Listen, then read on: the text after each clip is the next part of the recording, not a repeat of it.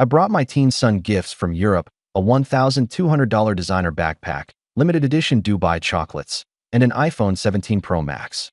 After family dinner, they disappeared, then my nephew posted selfies with the bag. I called my sister. He liked it more anyway, so I gave him everything. That's when I lost it. My name's Austin. I'm 37, a store manager at an electronics chain, the guy who schedules holidays, handles returns nobody wants, and keeps the register drawers honest. I have a teen son, Jaden, 15. He likes basketball, loud headphones, and pretending he doesn't care about anything when he actually cares about everything. I'm divorced. I rent a 2-bedroom, pay child support on time, and keep my sneakers clean because it's the one small thing that still feels like control. Last month, my district sent me to Europe for a vendor conference.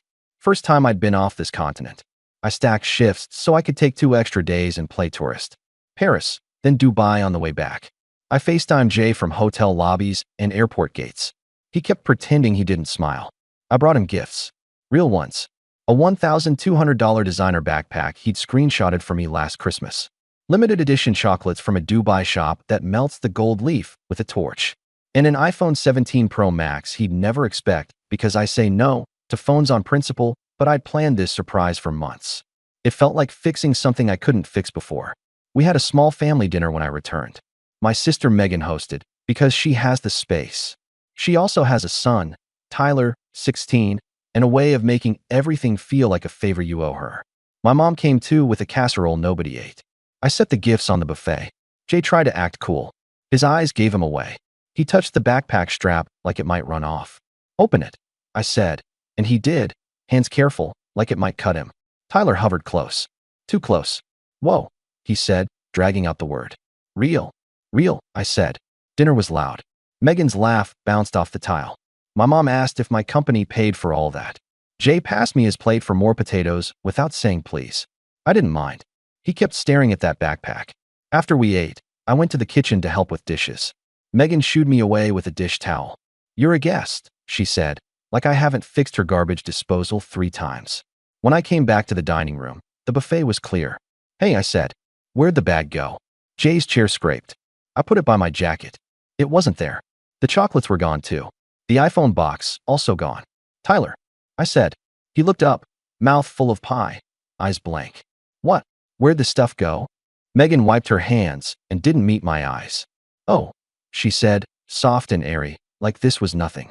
Then she smiled too big and dropped the line that cracked the floor under me. He liked it more anyway, she said. So I gave him everything. I stared at her. You what? She lifted her chin like a judge. I gave it to Tyler. That was the first pop in my ears. Like altitude change.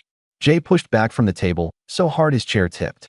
My mom made that disappointed sound she saves for me. Don't make a scene, Austin, Mom said. It's only things. Jay looked at me like the room had tilted. Dad, I could feel my pulse in my gums. I swallowed and said nothing, because if I spoke right then, I'd burn the whole house down with words I couldn't take back. I should back up.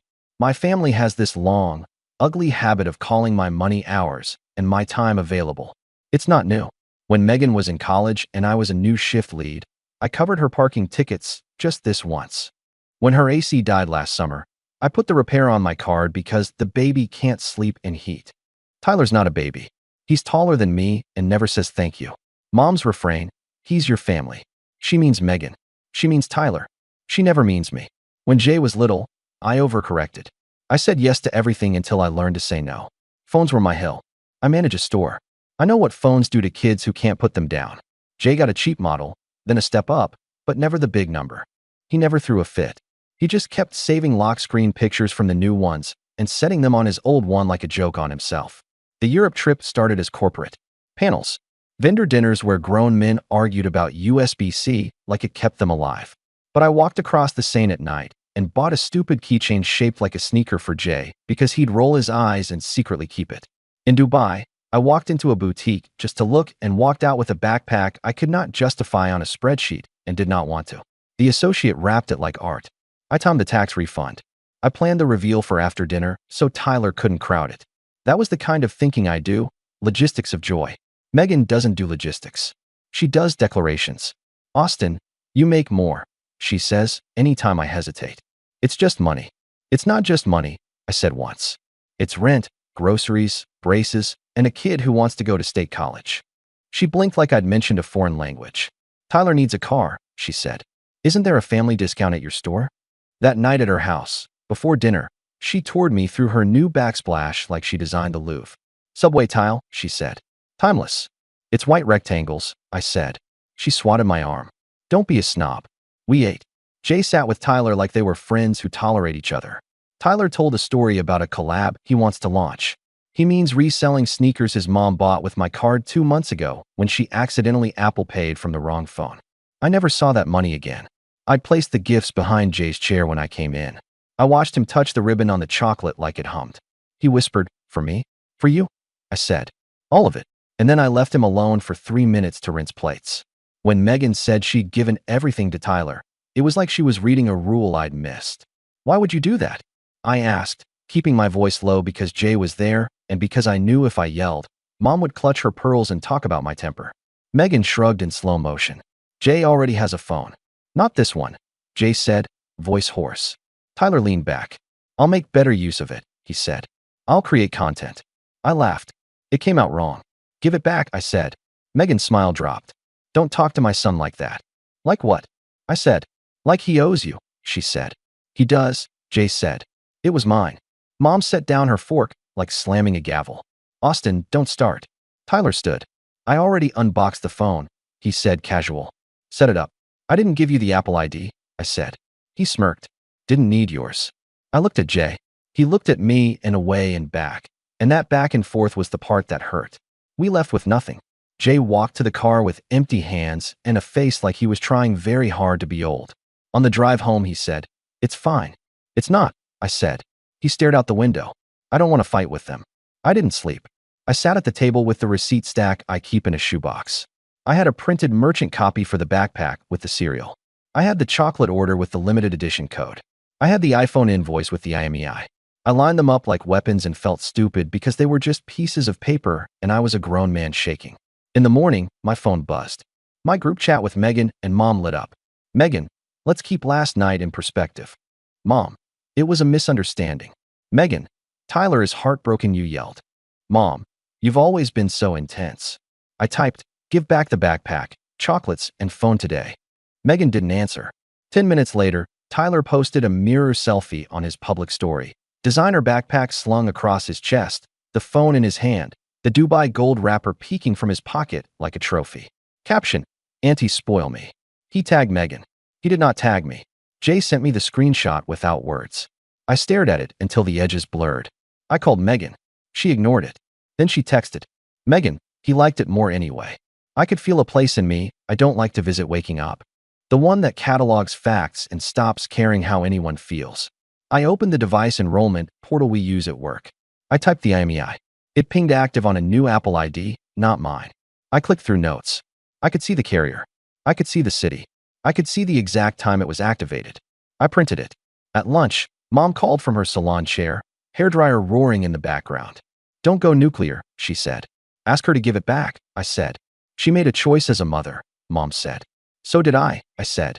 "I chose my son." That afternoon, Megan added 4 of our aunts to the group chat. "Family accountability," she wrote. They piled in like they always do. "Austin, money doesn't buy love. Boys share. Jay needs to learn generosity."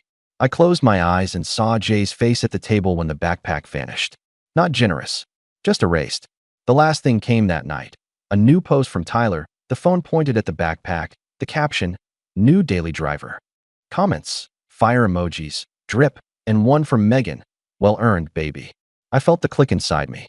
The same one I get at work when someone tries to return a brick they bought on a corner and screams at my cashier for not accepting it.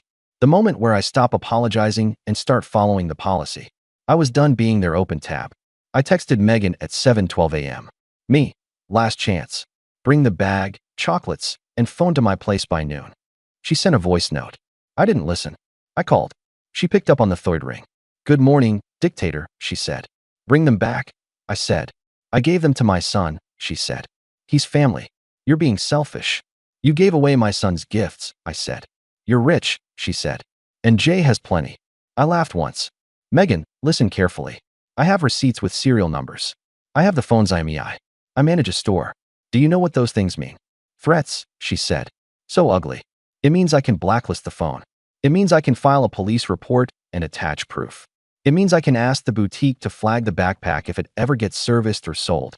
It means everything you took becomes a headache. You wouldn't, she said, but her voice dipped. By noon, I said. I'm not asking again. She hung up. 2 minutes later, the group chat exploded. Megan, he's threatening us with police over a phone.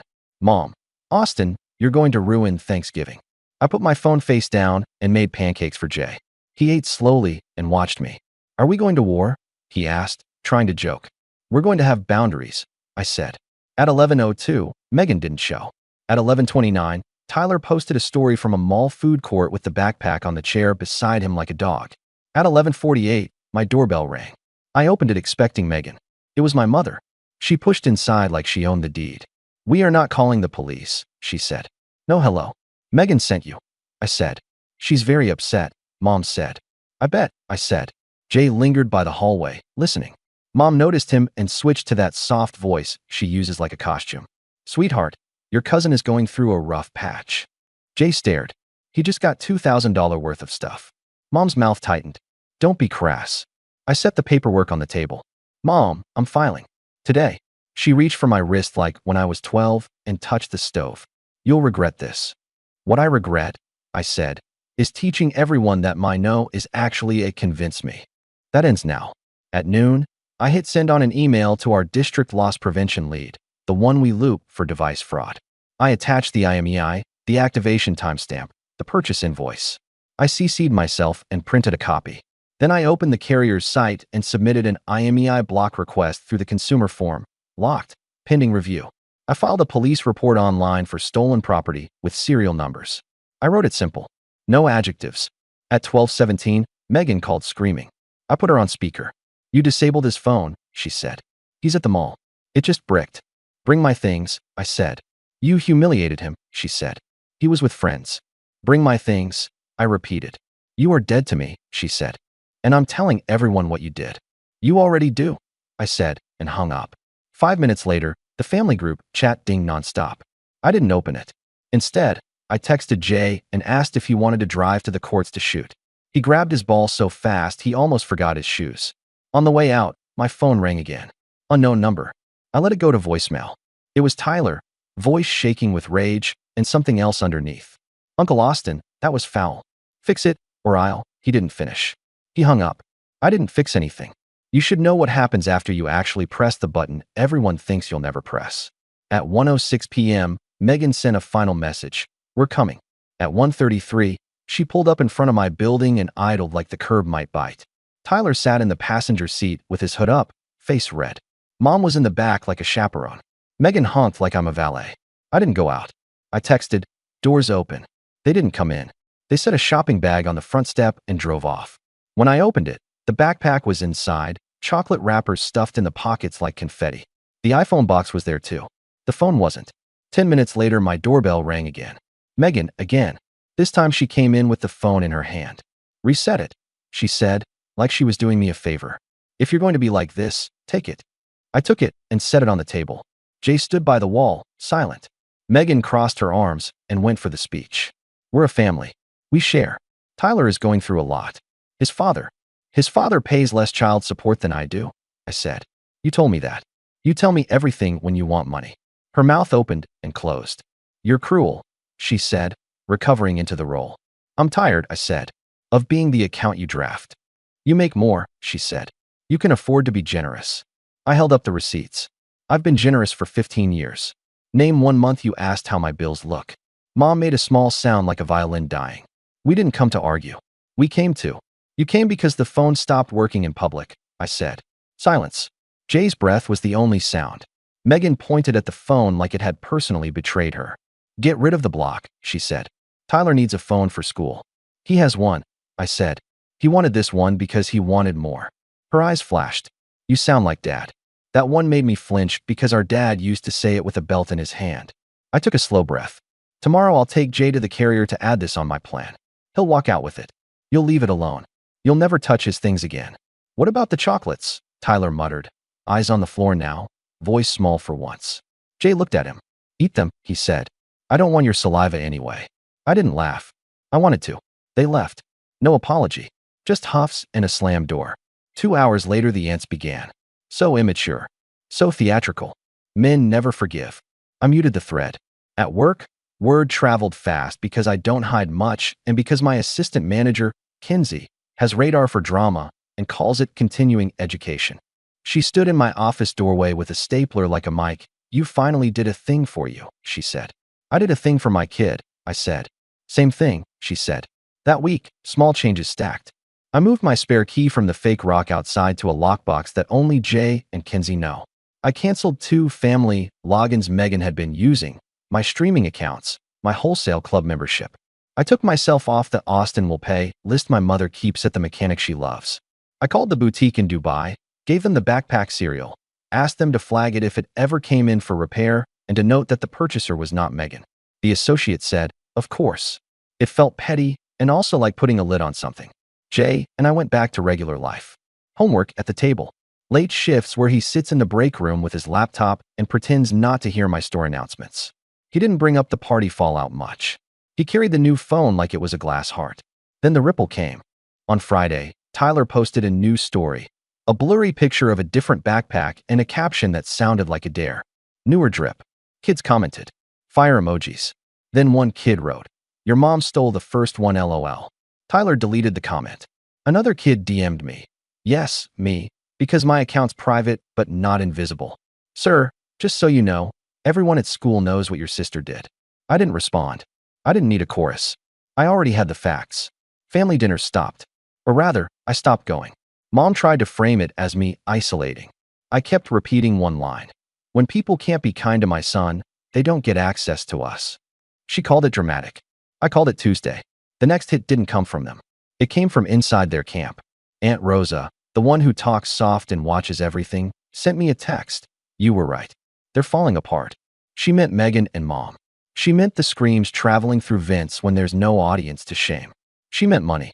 Megan had counted on me for school fees, soccer gear, random emergencies. When I stepped to the side, she had to stand in the center. She hates the center when the center is responsibility. On a Sunday morning, my phone buzzed. A long text from Tyler. "Uncle Austin, I'm sorry. I was stupid. Mom told me you didn't care. I knew you cared. I still did it. I see Jay at school. He doesn't look at me. I don't blame him." I didn't respond right away. I showed it to Jay. He read it and handed my phone back like it was heavier than before. "What do you want to do?" I asked.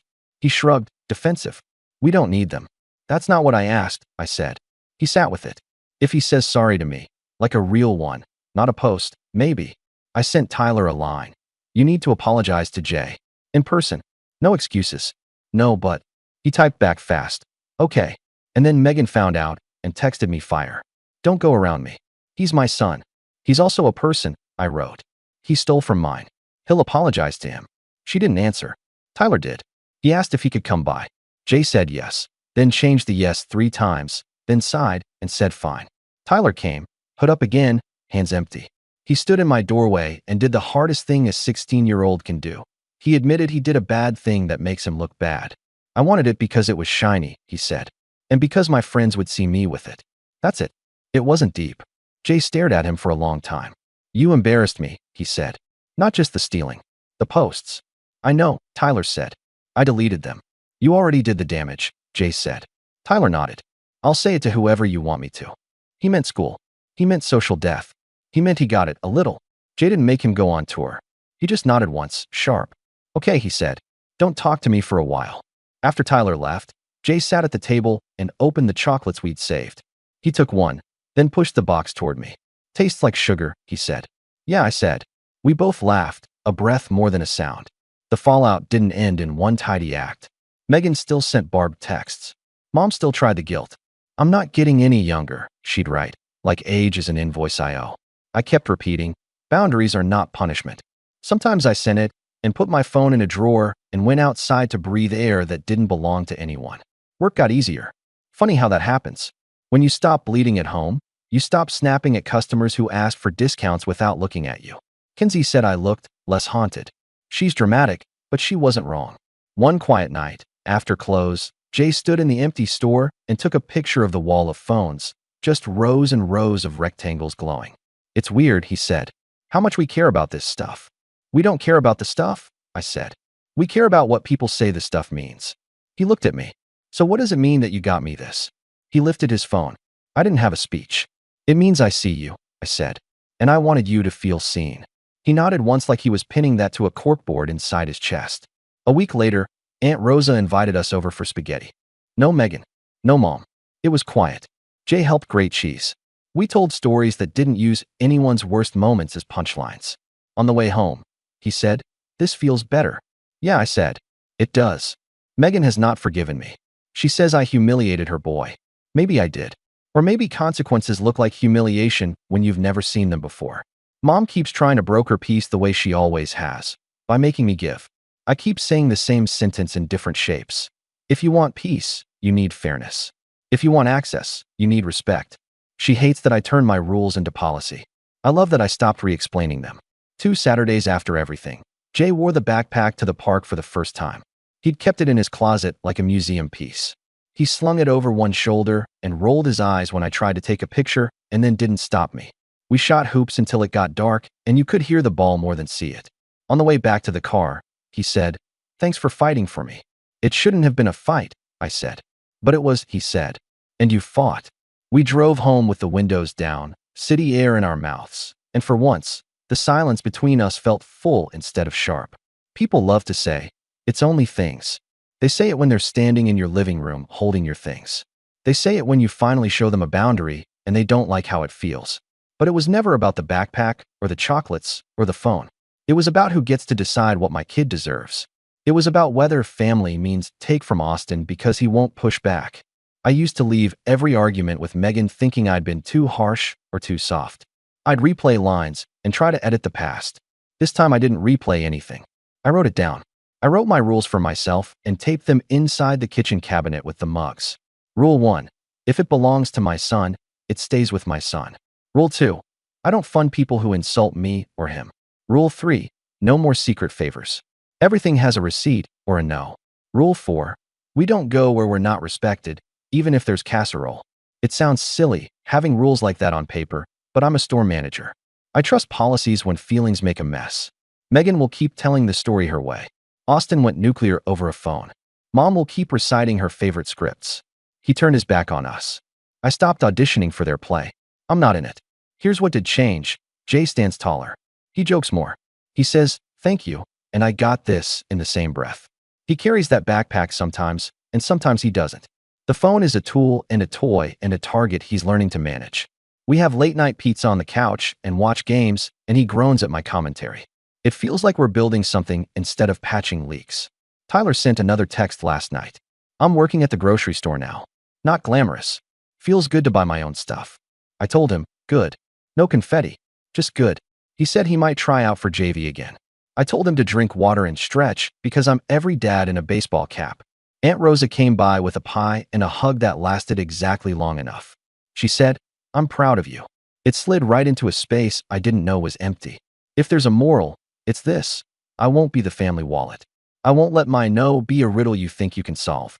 I won't let my kid learn that silence buys peace. Not in my house. Not anymore. The day Megan took what wasn't hers, I felt small. The day I took it back, I didn't feel big. I just felt right. And right is steady. Right is quiet. Right is sitting at the table with my son. 2 bowls. The last of the Dubai chocolates neither of us even likes that much. And the kind of ease you can't purchase in a boutique. Next time, Jay said, "Bring me a keychain." "Got it," I said. He grinned. "From anywhere. As long as it's for me. It will be."